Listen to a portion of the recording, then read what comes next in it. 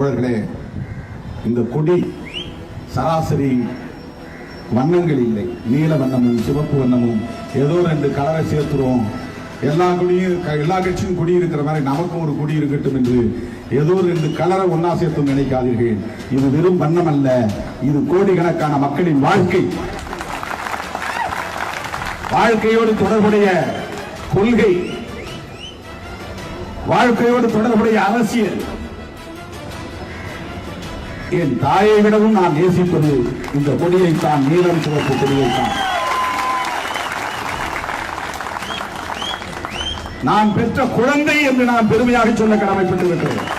இந்த கொடியை வடிவமைத்ததில், இந்த கொடிக்கான கொள்கை கோட்பாடுகளை வரையறுத்ததில் நான் பெருமைப்படுகிறேன், மகிழ்ச்சி அடைகிறேன்.